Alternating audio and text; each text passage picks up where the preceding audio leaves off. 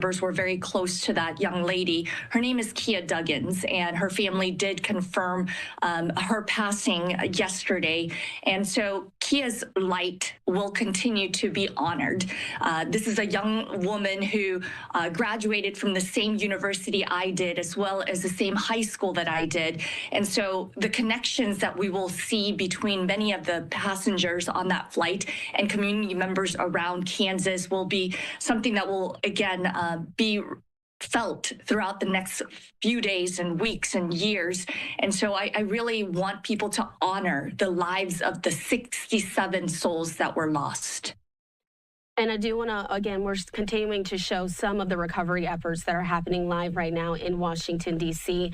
But when we take a look back at your state, we do know that the governor of Kansas, Laura Kelly, was also beside you at that press conference there to give important updates. Can you talk about the state and the city effort to sort of get a comprehensive view of what life is going to look like moving forward? Well, I'm very grateful not only for our local partners with Sedgwick County and other nonprofit organizations, but also at the state level with Governor Laura Kelly coming down from Topeka to be with us in Wichita. But I'm also really grateful to the federal partners that we have, from Senator Marshall to Senator Moran to Congressman Estes, and also Transportation Secretary Duffy. All have reached out, and I'm very appreciative of that. I think that what you're seeing is that when a community is hit by a tragedy, community members need to come together at all levels, whether it's at the government level, the nonprofit level, the community level. We really need to rally together. And what I saw yesterday during our community-wide prayer of all the diverse backgrounds of religious affiliations, and just as a community coming together to rally behind those families, is a representation of the heartland of America.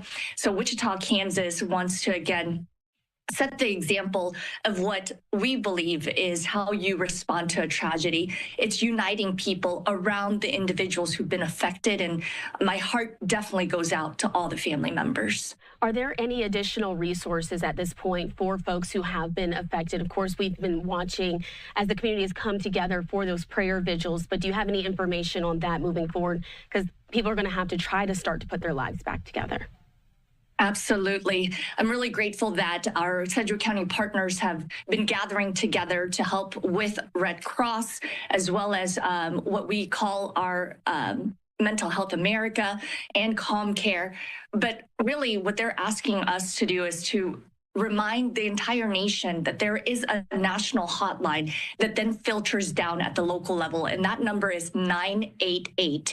988 is not just a suicide prevention hotline, it is also a mental health resources hotline. So if you need that mental health support immediately, I encourage anyone who is watching to reach out to 988.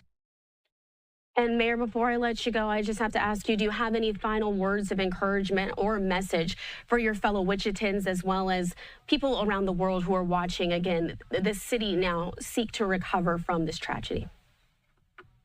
Well, I'm very grateful again to all the community members, not just in Wichita and Kansas and in the United States, and also across the world, who are sending their condolences. And I'm asking them to continue praying for the families.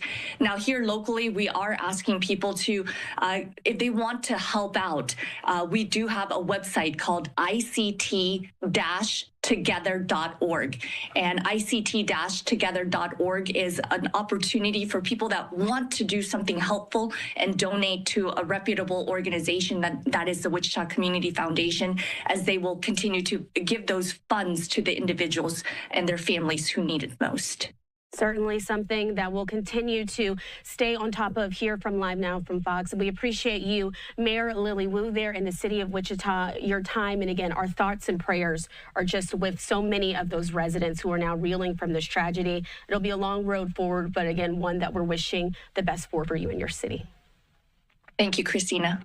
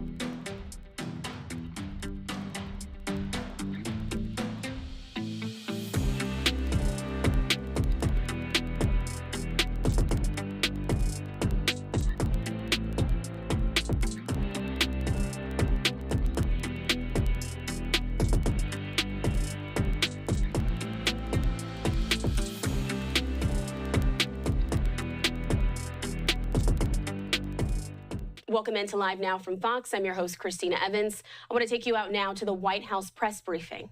I want to provide an update on President Trump's actions in the wake of the catastrophic air collision that tragically claimed the lives of 67 people at Reagan National Airport on Wednesday night. Everyone in this White House continues to mourn the victims and keep their friends and families in our thoughts and prayers during this unimaginable time. First, within moments of the collision, the president and his newly appointed team were in immediate communication. The president was briefed on Wednesday evening following the crash, again on Thursday morning, and he has continued to receive updates as recovery efforts continue on the ground. The president, as you know, took time to address the nation yesterday afternoon. To deliver accountability, President Trump swiftly signed a memorandum directing an immediate assessment of the Federal Aviation Administration to ensure the federal government is maintaining the highest personnel and policy aviation safety standards. The memorandum directs the Secretary of Transportation and the FAA Administrator to immediately review all hiring decisions and changes to safety protocols made during the prior 4 years, and to take all necessary corrective actions to achieve uncompromised aviation safety. The review will include a comprehensive assessment and reversal of any deterioration in hiring standards and aviation safety standards and protocols during the previous administration. Aviation safety was addressed by President Trump before this tragic collision even took place. On his second day in office, the president signed a memorandum to immediately stop Biden DEI hiring programs and return to non-discriminatory, merit-based hiring. And in 2018, during President Trump's first term, the Department of Transportation announced it would put an end at that time to use the biological questionnaire that was introduced by the Obama administration, which punished skilled applicants. President Trump has long led on the issue of aviation safety, and he will continue to do so. He will continue to deliver on the promises he made to the American people at record speed.